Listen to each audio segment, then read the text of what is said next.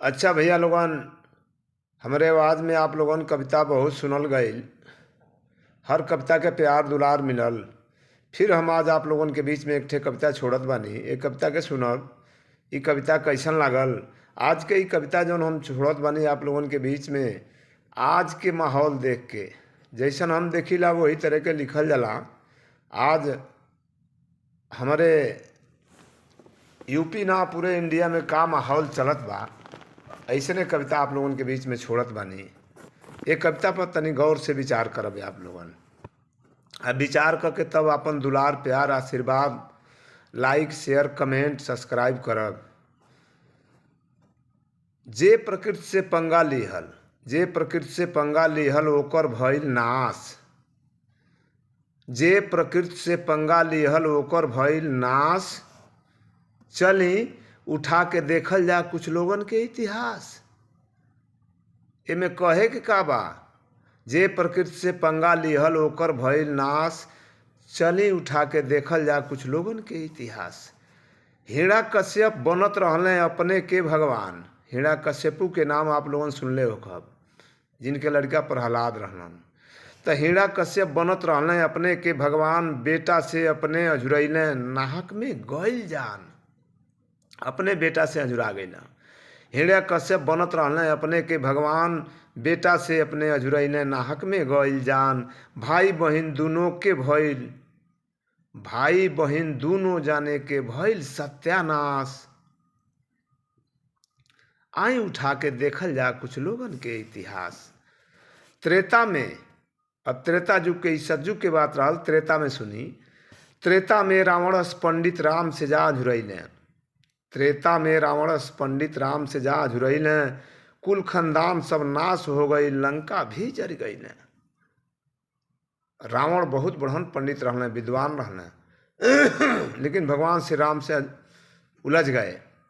उहे हम लिखनी कि त्रेता में रावणस पंडित राम से जा अझुरैले।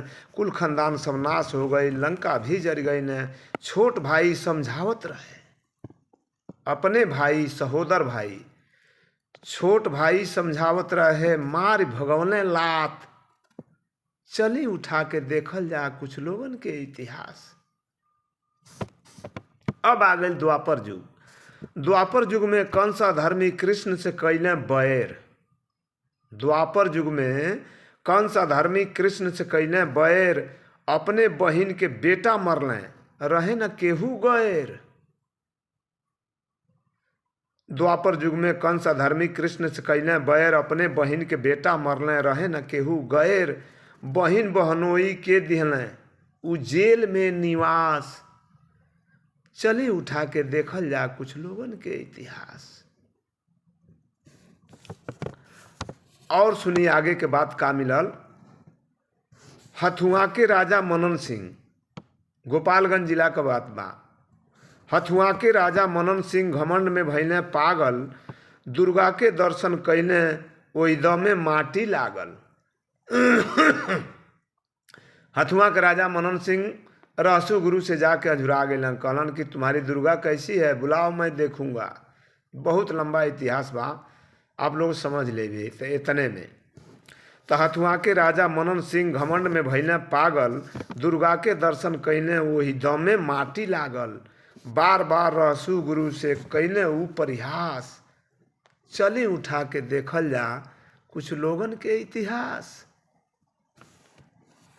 इतने ना ये बाबू, 7 फंदा बंधु सिंह के, एगो ना ही, अब तनी यूपी के ही बात मिलल। 7 फंदा बंधु सिंह के कटली माई जाके। देवरिया जिला के ही बात बा। बंधु सिंह चौरी चौरा के ही कहानी बा, अंग्रेजन का समय रहल। 7 फंदा बंधु सिंह के कटली माई जाके। 8वें बार में फांसी हुआ उल्टा बोलने आके। बंधु सिंह जब भी फांसी पे चढ़ते थे, अंग्रेज चढ़ाते थे, फांसी का फंदा टूट जाता था। 8वें बार वो बोल दिए कि हटो, उल्टा बोलने माई के कि तू पकड़ा देतनी तब आओ तड़ू छुड़ावे। उसी समय फांसी हुआ। तो जे भी अझुराइल उल्टा बोलल तो कुछ ना कुछ भइल। तो 7 फंदा बंधु सिंह के कटली माई जाके। 8वें बेर में फांसी हुआ उल्टा बोलने आके। तरकुल के माथा कटल चौरी चौरा में खास। चली उठा के देखल जा कुछ लोगन के इतिहास। आखिरी लाइन बा ये कविता के, तनी ये कविता पे गौर करब। बड़ी शॉर्टकट में ये कविता हम आप लोगन के बीच में भेजा तनी, और बड़ी नीक बात बा ये कविता के अंतिम लाइन में पूरा निष्कर्ष मिली का। आज के कुछ नेता बाणे वही मार्ग पर चलत, हिरण्यकश्यप के मार्ग पे, रावण के मार्ग पे आजकल के नेता लोग चल रहे हैं। नाम ना रखब, आप लोगन जान गए लोग। तो आज के कुछ नेता बाणे वही मार्ग पर चलत, देवी देवता रामायण के कहत आणे गलत। जो नेता रामायण को गलत बना दे, देवी देवता को गलत बना दे, यानी किसी चीज को मानता नहीं है जिसको न देखा हो, तो उससे पूछा जाए, सोचने वाली बात है, थोड़ा सा विचार करिएगा। उससे पूछिए आप कि आप किसके लड़के हैं, तो अपनी माँ का कहा हुआ बात बताएगा। रियल तो जानता नहीं है ना, उसकी माँ जानती होगी, चाहे मैं हूँ चाहे कोई हो। तो मानना चाहिए, जो इतिहास लिख गए पूर्वज लोग उसको मानना चाहिए, ये नहीं कि गलत है।